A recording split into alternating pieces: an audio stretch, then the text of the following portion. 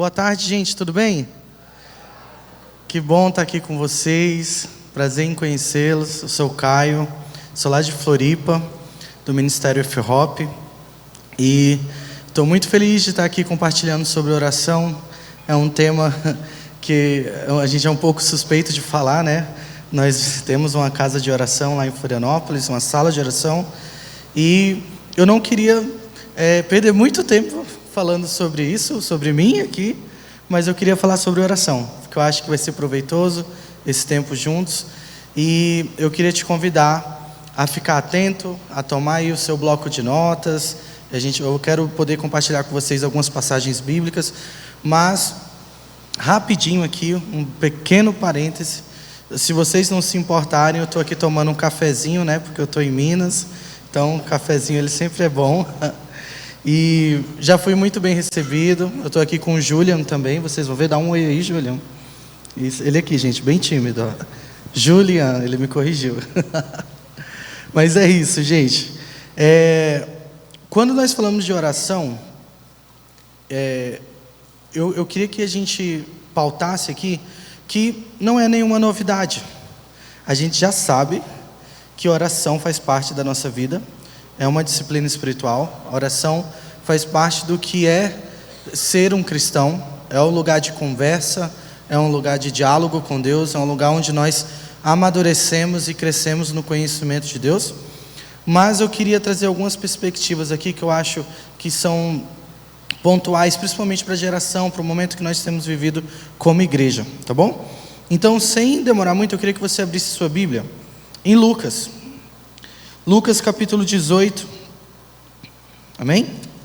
Vocês estão comigo? Aê! Lucas capítulo 18, a partir ali do versículo 1, a gente tem uma porção aqui das Escrituras que é bem comum, bem rotineiro na nossa linguagem quando nós falamos de oração. Então, Lucas capítulo 18, versículo 1 vai contar aí a parábola da viúva persistente. Eu queria que vocês lessem comigo, tá bom? Vamos lá? Então Jesus contou aos seus discípulos uma parábola para mostrar que eles deviam orar sempre e nunca desanimar. Ele disse: em certa cidade havia um juiz que não temia Deus e não se importava com os homens. E havia naquela cidade uma viúva que se dirigia continuamente a ele, suplicando-lhe: faz-me justiça contra o meu adversário. Ou seja, ele está contando aqui que tinha nessa cidade um juiz, uma figura de autoridade que não temia os homens, era injusto, ok? E também aqui aparece a figura dessa viúva que continuamente, ou seja, recorrentemente, ela ia para esse juiz em busca de uma solução para o seu problema. No versículo 4, por algum tempo ele se recusou, mas finalmente disse a si mesmo: embora eu não tema a Deus e nem me importe com os homens, essa viúva ela já está me aborrecendo, então eu vou fazer justiça para que ela não venha mais me importunar. E o Senhor continuou dizendo: ouçam o que diz o juiz injusto. Acaso Deus não fará justiça aos seus escolhidos, que clamam a Ele dia e noite? Continuará Ele fazendo-os esperar? Eu lhes digo, Ele lhes fará justiça, e depressa. Contudo, quando o Filho do Homem vier, encontrará fé na terra? Então, nós estamos aqui diante de uma aplicação. Jesus está trazendo um cenário para que eu e você, e naquela ocasião ali também os discípulos, entendessem que o convite de Jesus para nós não é apenas para que a gente dê um checklist na nossa vida de oração. Muitas vezes nós encaramos o lugar de oração como sendo algo que faz parte do meu dia, e que quando eu não estou fazendo essa rotina, essa disciplina, parece que está me faltando algo, parece que eu estou sendo constantemente atacado pela minha consciência, de que, poxa, não orei hoje, esqueci de orar, estou em falta com Deus, estou entristecendo o coração de Deus, e a gente começa a colocar a oração nessa caixinha da disciplina. Hoje eu orei, Deus vai fazer. Hoje eu orei, Deus não vai fazer. Hoje, essa semana eu fiz jejum, os céus vão se mover. Essa semana eu não fiz jejum, então o céu não vai se mover. Só que o que Jesus, muitas vezes eu estou falando que hipoteticamente a gente coloca a oração, às vezes tratando dessa forma. Só que a oração não é só isso. O que Jesus está querendo dizer aqui é que existe um motivo maior. O Senhor, Ele está buscando algo mais profundo ainda do que o seu check. Eu orei. Porque aqui, nesse contexto aqui, Jesus está lidando com a mentalidade de muitos religiosos daquela época. Pessoas que faziam, gente, muito bem feito aquilo que a gente não faz. A gente está falando de pessoas que cresciam ali decorando a Torá. A gente está falando de um contexto de pessoas que tinham ali todos os ritos durante o dia, de seguir ali a sua liturgia, e se vangloriavam de dizer: eu orei, eu estou jejuando, olha como eu estou abatido, eu sou uma pessoa espiritual, eu sou uma pessoa que é madura. Só que isso não necessariamente vai ser um fruto de vida, porque a oração não é só você cumprir isso, mas existe um coração aí por trás, existe um lugar que o Senhor está nos convidando, que vai para além de você olhar para a oração apenas como uma disciplina espiritual. E eu quero até que você pare aqui para pensar um pouco, porque o que eu estou falando aqui, que eu não estou dizendo que oração não é uma disciplina espiritual, ela é. Amém? Amém, gente? Oração faz parte da nossa vida. Oração é, sim, um pilar do nosso relacionamento com Deus. É o lugar de diálogo, é o lugar de conselho, é o lugar onde nós crescemos em comunhão. Porém, o motivo que o Senhor nos chama a orar não é só para que a gente tenha algo que faz parte das habilidades que eu desenvolvo ou da maturidade que eu vou carregar por ser uma pessoa que ora. Porque o primeiro fruto que a oração vai produzir é intimidade. O primeiro fruto que a oração vai evidenciar na sua vida não é só que você é uma pessoa responsável, madura, ou que você é alguém que demonstra um caráter aprovado, mas oração também, ela vai externar um fruto de intimidade com Deus. É o nível onde você começa a girar algumas chaves na sua cabeça e você começa a perceber que, calma aí, Deus, Ele não é o meu chefe. Deus, Ele não é só o meu patrão. Deus não é só o Senhor soberano, Ele é, amém? Ele é, gente. O céu é o seu trono e a terra é o estrado dos seus pés. Porém, Ele mesmo disse nas suas escrituras: eu não chamo vocês mais de servos, mas eu chamo vocês de quê? Amigos. Repete comigo, amigos. Por quê? Porque a amizade, ela vai ser também um fruto de oração. A amizade, ela vai ser também uma evidência de que você está caminhando com Deus, não porque você está buscando apenas essa obediência de senhorio e servo, porque isso, irmãos, isso sempre vai existir, porque Ele é Deus, Ele é Senhor dos senhores, e sim, nós somos servos, nós somos criatura, mas a oração também, ela vai proporcionar você dialogar com esse Deus que governa céus e terras, no lugar de amizade. E aqui, tem algum amigo seu aí que está do seu lado? Olha aí para essa pessoa. Qual é uma grande característica de um amigo? Um amigo, pelo menos os meus amigos são assim, tá, gente? Quando a gente está aqui no meio de uma conversa, aí rola algum assunto, né? Você tem aquele amigo que você só faz assim? Você tem esse amigo?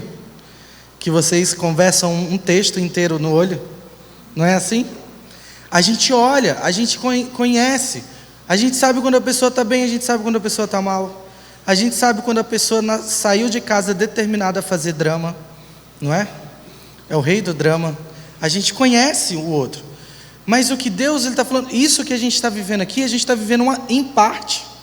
É um fragmento da comunhão e da unidade que o Senhor está nos chamando. Porque a oração também, ela está demonstrando para nós que o Deus que era inacessível, que habitava em luz inacessível, agora por meio do Filho em Cristo, Ele quer e Ele se fez conhecido. Amém? O Senhor está buscando se fazer conhecido. Esse movimento está vindo dEle. Vocês creem nisso? Jesus, Ele é o verbo. Ele é o Logos de Deus.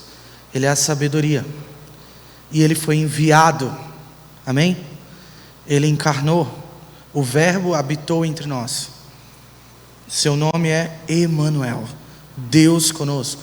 Então, quando nós começamos a olhar para essa perspectiva, a gente começa a entender que a amizade com Deus, ela vai também proporcionar esse fruto de intimidade. Ele vai gerar esse fruto de comunhão, de unidade, mas também ele vai trazer essa leveza de você começar a entender e discernir o coração de Deus.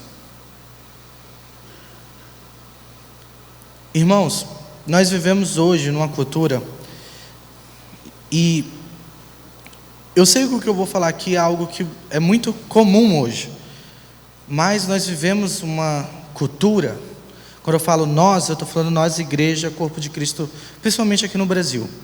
Nós vivemos uma cultura de que, olha, para aí para pensar agora, o que faz a gente orar? O que leva a igreja para o lugar de oração? Geralmente, são quando tem pressões. Estou certo? Quando nós estamos sendo pressionados, quando a coisa está difícil, aí o que a gente faz? Vigília. Eu amo vigília. Vocês gostam de vigília? Gente, eu gosto daquela vigília no morro, tá? Eu tenho um lado assim pentecostal bem forte. Sou lá do Pará. Tem alguém aqui, algum paraense aqui, algum amigo, um conhecido? Gente, não tem ninguém. Ó, tem? Olha aí, mas está perto, né? Eu sou da terra do açaí. Vocês são da terra do doce de leite, do café, do pão de queijo. Eu sou da terra do açaí. Lá também é bem bom. Vocês gostam de açaí aí, gente? Tem alguém aí que gosta, ama açaí assim? Deixa eu contar um segredo para vocês. Eu estou indo para o Pará terça-feira. Sabe o que está me esperando lá? Açaí. Ai, gente, se começa a falar de açaí, eu viajo aqui. Mas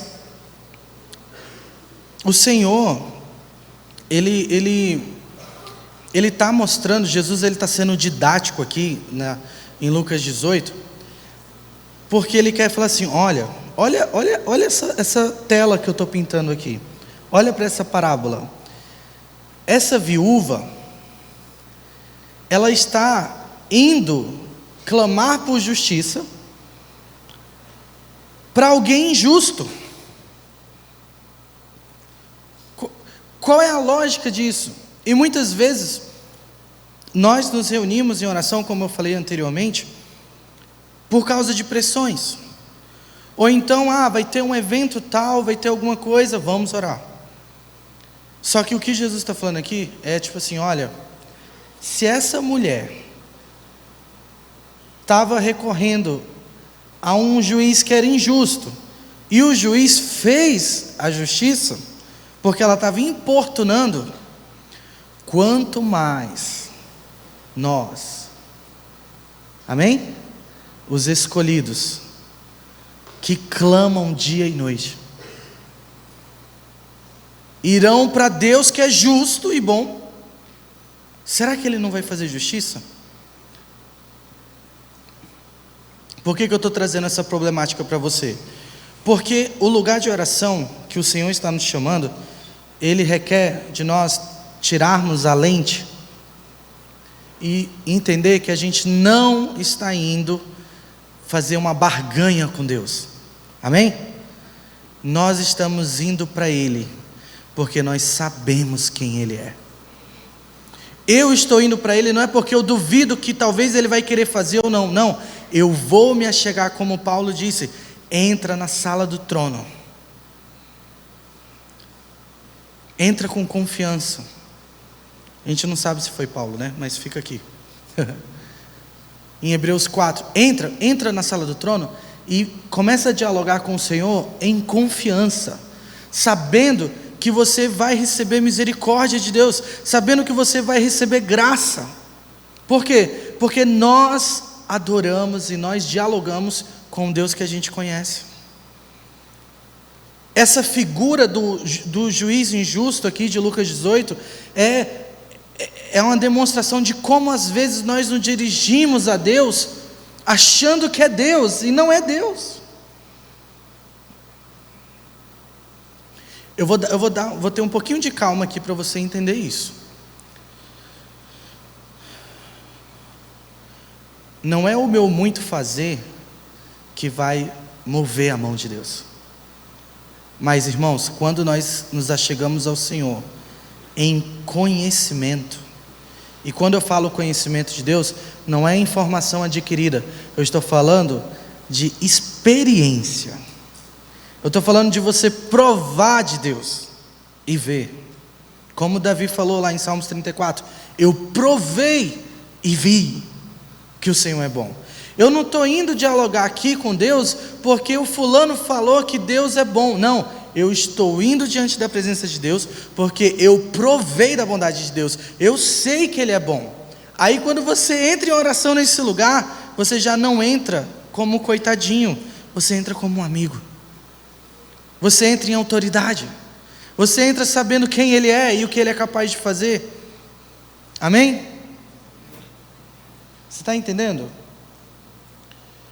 Lucas 18, ele está mostrando para a gente assim: se no mundo as coisas funcionam dessa forma, quanto mais para nós que somos o corpo de Cristo, a igreja, que quando entra na presença de Deus, sabendo que encontrará misericórdia no braço do Senhor, será que Ele não vai fazer justiça? Vai.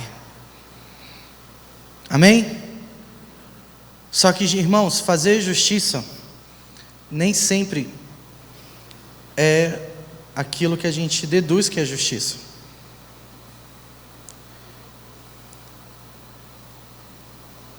Uma vez eu fui marcado com uma mensagem sobre Salmos 23, que feriu meu coração, e até hoje isso tem deixado uma marca. Porque quando nós cantamos, você conhece aquela música? Tu és bom, bom. Conhece essa música? Essa música é linda. Quando nós cantamos da bondade de Deus, geralmente a gente olha para a palavra bom e a gente fala assim: Deus é bom. Fala aí comigo, Deus é bom. Qual o sentimento que vem no teu coração quando você fala isso? Não é um descanso? Não é? É, gente. Deus é bom, que coisa boa. É bom falar, não é isso? Deus é bom.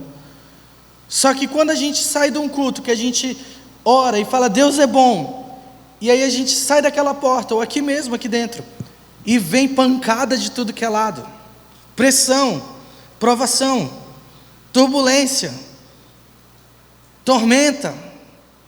Aí você vai se perguntar: mas que bondade é essa?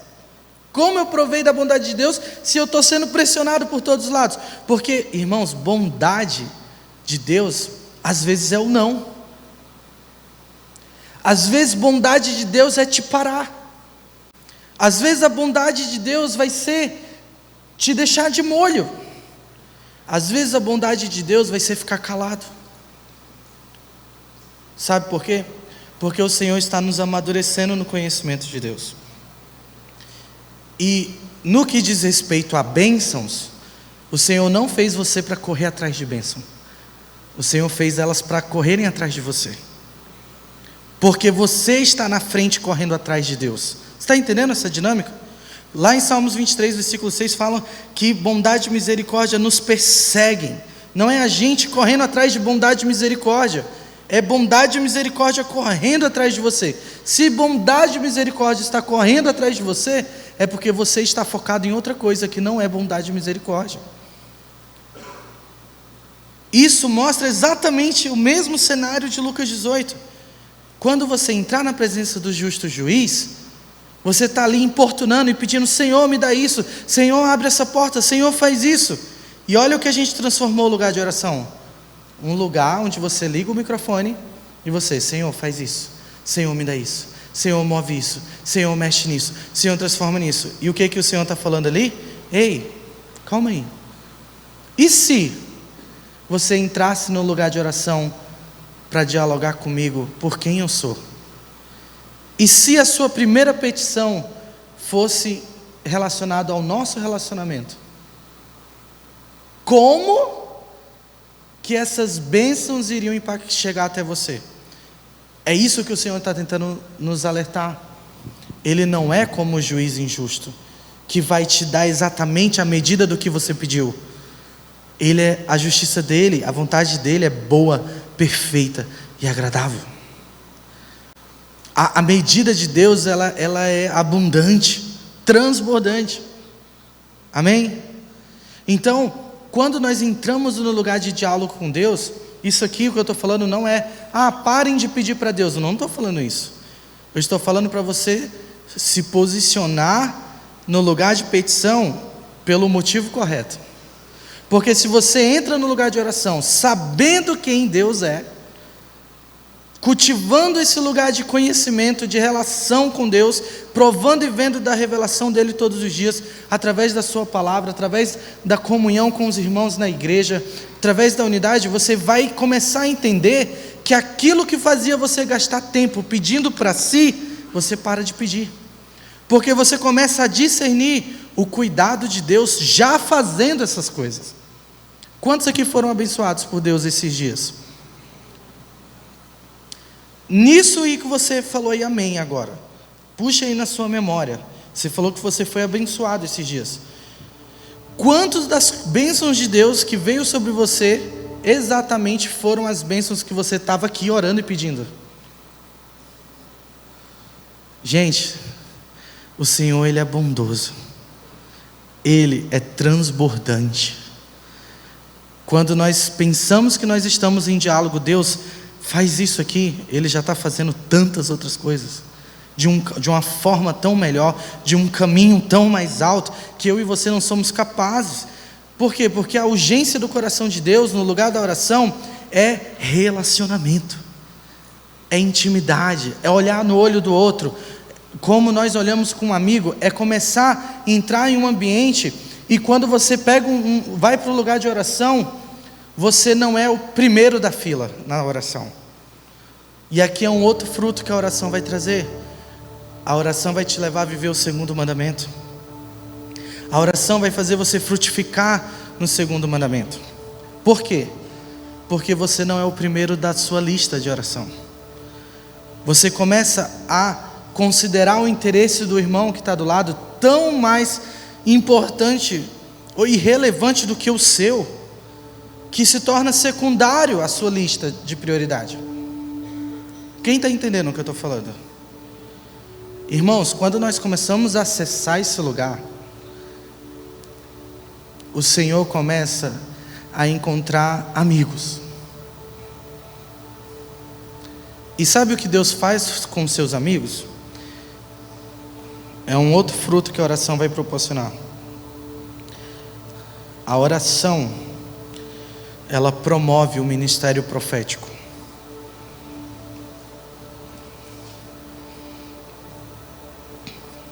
Eu estou posicionado no lugar de oração.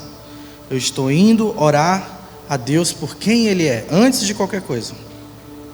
Na minha lista de prioridades de oração, eu não sou o foco da oração. A minha igreja, a minha família, os meus líderes, os meus amigos. Eu tenho questões, amém? Quem aí está passando por uma dificuldade agora? Vai, levanta a mão.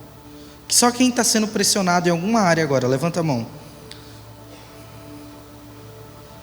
Todos nós. Mas o Senhor está falando assim: ei, chega aí na minha presença. Esquece um pouquinho você, tira de cena aí a sua lista. começa a inquirir comigo. Começa a dialogar comigo. Se você não for o primeiro da sua lista, sobre o que você vai falar comigo? Aí você começa a entender. Senhor. A primeira pergunta que você faz quando você chega nesse lugar, isso é poderoso, tá? Irmãos, eu oro para que vocês, de hoje, você saia daqui com essa palavra. Entra no lugar de oração. Fecha a porta do teu quarto. Começa a dialogar com o Senhor. Lê a Bíblia, lê as Escrituras. Começa também a ouvir o conselho da voz de Deus que vem fluindo das Escrituras. Na hora que você fizer essa oração aqui, se prepara, porque o Senhor vai usar você. Deus, quais são os teus pensamentos sobre a minha igreja?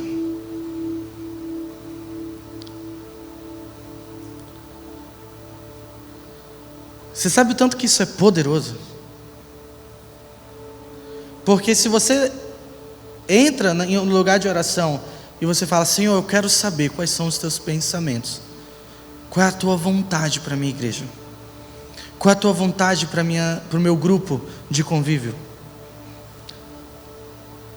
Se você chegar nesse lugar de oração, saiba que o Espírito Santo já está trabalhando no teu coração e te levantando como um amigo de Deus. E o amigo de Deus, ele discerne os segredos do coração de Deus. O Senhor, ele revela, ele não faz nada, está escrito isso nas Escrituras. Deus, ele não faz nada sem antes revelar aos seus amigos, os profetas. Amém? Os profetas. E o ministério profético é esse. O ministério profético não é você vir aqui numa reunião e falar: ei, irmão, eis que te digo que nananana. Amém, se o Senhor te der uma palavra, se o Senhor te usar, glória a Deus por isso. Mas o Senhor está falando dos amigos que estão em secreto. Quem está comigo aqui? Dos amigos que estão lá inquirindo em secreto. Uma coisa eu peço ao Senhor, e essa eu buscarei: contemplar a tua beleza, contemplar a tua face no teu santuário todos os dias da minha vida. Uma coisa apenas é necessária. E você está dialogando com Deus. Aí você começa a sair da cena e você começa a perguntar: qual é a tua vontade, Senhor? Aí Deus começa a falar, porque a oração vai abrir os ouvidos. A oração, ela vai te dar um fruto que se chama discernimento. E o discernimento é um dom do Espírito para a edificação da igreja. Amém? Então, olha onde nós começamos. Eu vou para o lugar de oração porque eu tenho que orar, porque a Bíblia diz que eu tenho que orar, ou eu vou para o lugar de oração porque eu estou interessado no que o meu Deus tem para falar. Eu estou interessado na opinião dele. Irmãos, isso são estações da vida. Muitas pessoas conseguem passar da primeira estação, do primeiro estágio, são ativadas, correm para Deus. Aí sabe o que tem uma dor? E que isso deve ser um motivo de oração, tá? Hoje nós vivemos no meio de uma cultura cristã, onde muitos amigos de Deus ouviram de Deus e estão vendendo, comercializando, ajuntando multidões por causa daquilo que eles ouviram, e não estão ouvindo o novo. Mas Deus está constantemente falando. Deus está constantemente sendo revelado. Sabe aonde? Lá quando você fecha a sua porta, você pega a sua Bíblia e você abre ela. Pô. A voz profética é o testemunho de Cristo. A voz de Deus falando, pulsando. E os amigos ouvem. Os verdadeiros amigos escutam. E aí, o que você vai fazer com essa informação? Porque nós não podemos só ouvir e achar que ok, pronto, eu já sou uma pessoa que consegue ouvir a voz de Deus. Não, você não entendeu nada se é só isso. Porque do início ao fim, o Senhor está buscando relacionamento. O maior fruto que o Senhor busca no lugar de oração é que você viva todo instante, no trabalho, no ônibus, na escola, na faculdade, na igreja, indo para o ensaio da igreja, voltando, indo para qualquer lugar. Eu não sei qual é o contexto que você vive. O que o Senhor está te chamando assim, cara, entra em diálogo comigo, porque o fruto dessa relação de falar e ouvir é o que vai forjar em você uma maturidade espiritual, é o que vai fazer você frutificar no caráter de Cristo, é o que vai te tornar sensível à voz do Espírito Santo no meio da igreja, é o que vai te equipar com ferramentas e no tempo oportuno você vai ser aquela pessoa que, sabe quando as coisas estão tensas, você vai ser o pacificador no meio da tormenta. Quando as pessoas estão abaladas, desanimadas, você vai ser a voz do consolo. Sabe por quê? Porque a oração ela vai te levar para esse lugar de transbordar. É impossível, irmãos, é impossível você entrar. Eu sei que eu não tenho muito tempo, mas as pessoas perguntam para a gente: qual é o segredo? Qual é a estratégia? O que foi que vocês fizeram? Cara, as músicas nascem, as músicas vão tocando, a gente vê... Gente, eu já entrei em carro de pessoas que as pessoas... Cara, me fala qual é a fórmula. Aí sabe o que eu respondo? Com muito temor, eu falo assim: irmãos, não tem fórmula. É o que a Bíblia diz para a gente viver. Sabe por quê? Porque o lugar de oração, quando nós começamos a orar em Florianópolis, nós não fizemos reunião de oração e fizemos sala de oração para poder compor música, para a música poder tocar no Brasil, para a gente ter uma gravadora, para a gente fazer as coisas. Não. A gente está falando de uma igreja que nasceu em Florianópolis e que começou a orar e começou a entrar em diálogo com Deus, de manhã até a noite. E nós estávamos perguntando, uma hora nós estávamos orando para os ribeirinhos, uma hora nós estávamos orando pelos irmãos na Ásia, outra hora a gente estava orando pela política no Brasil, outra hora nós estávamos orando pelos hospitais de Florianópolis, outra hora nós estávamos orando pelos casamentos na igreja brasileira. E sabe o que isso promove? Isso vai te distanciando do foco.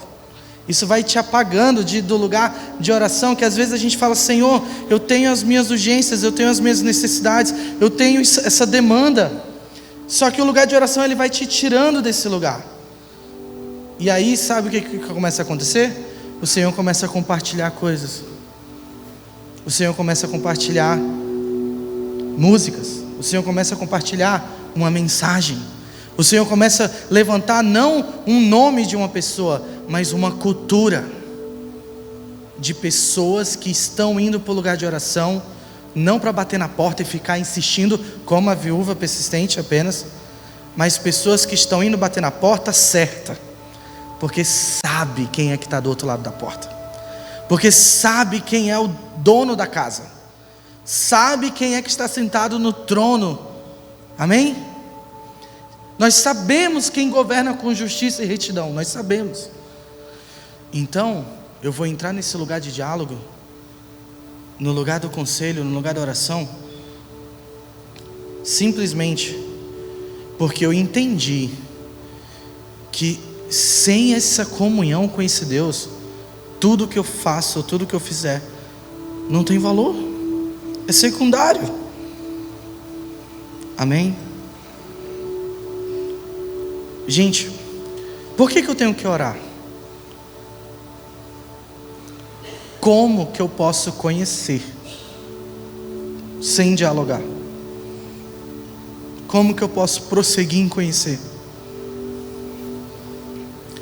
Eu acho que eu vou terminar falando isso, mas uma das coisas mais bonitas que eu acho sobre oração, um último fruto, se você quiser anotar: oração desperta o coração do intercessor.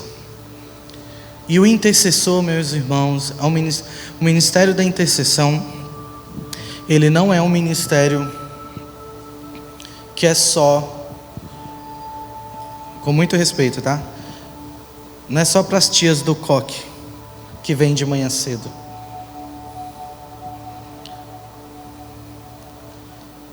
Existe uma palavra, existe uma promessa de Deus, de que nos últimos dias Ele vai derramar do Espírito sobre toda a carne, sobre toda a terra. Como as águas cobrem o mar, a terra ela vai se encher da glória de Deus. Você crê nisso? Nós estamos vivendo por esse dia. Então nesse dia, quando essa igreja gloriosa se levantar, e quando nós começarmos de fato a cantar Maranata, junto a essa canção do Espírito Santo, as nossas reuniões de oração não vai ser só o pastor indo pegar o microfone para orar, não vai ser só o líder de louvor tentando ser um animador de torcida no culto. Sabe o que vai acontecer? Nós vamos ser surpreendidos pelos velhos, pelos mais idosos, pegando a palavra e transbordando sonhos e esperança. Nós vamos ver os adolescentes pegando o lugar de oração e transbordando, sabe em quê? Vocês sabem, né? Em quê, gente? Visões. Nós vamos ver os jovens cheios de visão. Não vai escapar ninguém, gente, do menor ao maior. Nós seremos chamados casa de oração. Hoje, a mídia e as pessoas falam, quando você escuta isso, casa de oração, sala de oração, acha que é um modelo, acha que é uma estratégia. Eu quero te dizer aqui, lembra disso, não é. Ser casa de oração é palavras de Jesus, quando Ele entrou no templo, e Ele começou a derrubar as mesas, e Ele fala assim: a minha casa será chamada casa de oração. É a nossa identidade, é o que nós vamos nos tornar. Sabe por quê? Porque na casa de oração, as pessoas irão à casa de oração. Quem é a casa de oração? Você. Quantos aqui desejam ser esse lugar, casa de diálogo? O lugar de encontro onde Deus repousa a sua presença e Ele encontra um lugar para descansar. Porque, irmãos, o lugar onde a presença de Deus repousa é um lugar de deleite. E nós precisamos romper esse lugar. O lugar de oração, muitas vezes, vai ser silencioso. Escuta isso que eu estou te falando. O lugar de oração, muitas vezes, vai ser amargo. Vai ser seco. Você vai entrar no seu quarto e você não vai sentir a vontade. Mas sabe o que a Bíblia diz sobre isso? A perseverança produz um caráter aprovado. E lá naquele dia, no grande dia, quando o Senhor Jesus olhar nos seus olhos, Ele vai falar assim: eu te conheço. Ei, eu te conheço. Porque você produziu um fruto em oração. Sabe qual é o último fruto que eu quero falar? Obediência.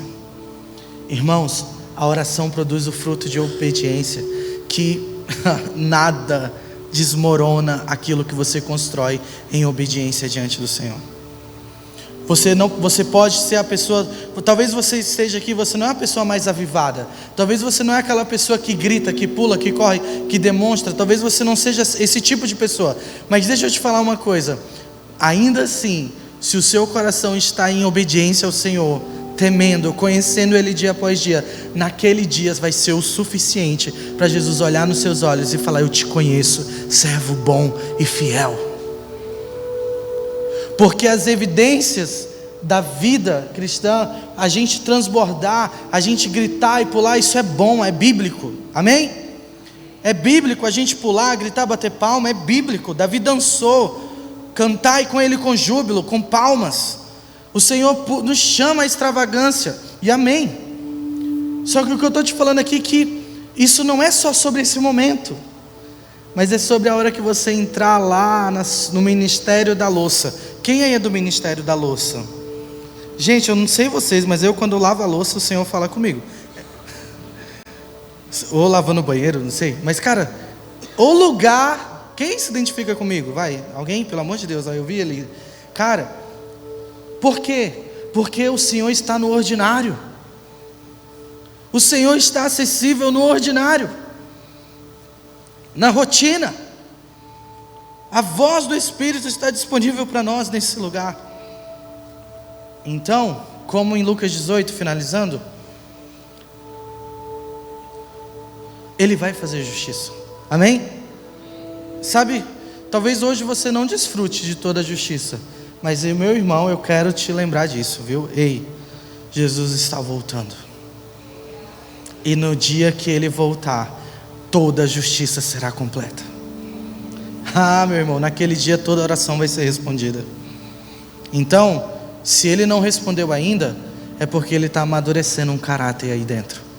Se Ele não te deu essa resposta ainda, é porque Ele está produzindo fé no seu coração. Fé é o último fruto da oração. Fique de pé, eu queria orar.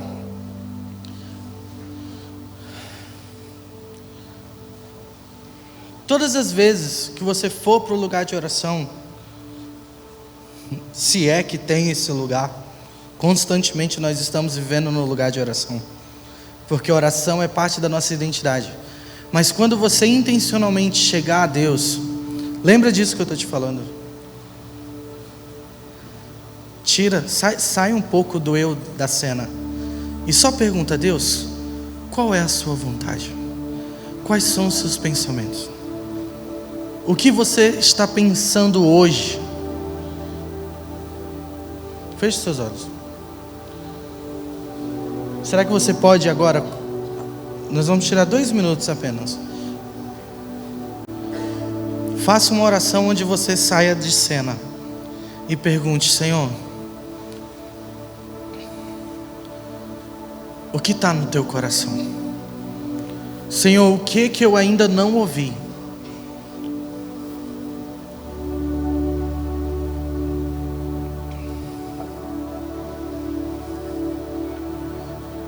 Senhor, eu tenho muitas questões, mas e se eu silenciar por um momento? Deus, o que está no teu coração? Quais são os ambientes que você quer me encontrar? Quais são os sussurros que eu não consegui ouvir, porque a minha voz está muito alta?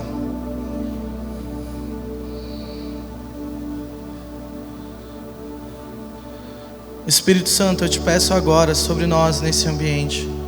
Nos livra da religiosidade, nos livra da prática de fazer por fazer e se sentir mal por não fazer. Senhor, nós nos arrependemos, não porque nós não oramos, nós não nos arrependemos porque nós não tivemos comunhão contigo. Mas nessa tarde nós pedimos, Espírito Santo, nosso amigo, nosso conselheiro, atrai o nosso coração para o lugar de oração, atrai o nosso coração para o lugar de diálogo, atrai o nosso coração para o lugar do conselho, para o lugar do deleite, para o lugar onde nós paramos tudo, onde nós dizemos, damos uma pausa para as demandas, para as urgências, e nós consideramos aquilo que está no teu coração. Eu oro, Senhor, para que aqui nessa igreja, nesse ambiente, o Senhor levante aqui homens, mulheres, jovens, crianças, adolescentes, idosos, homens e mulheres que entrarão no lugar do conselho de Deus e ousarão perguntar: Senhor, fala, porque aqui você tem um amigo.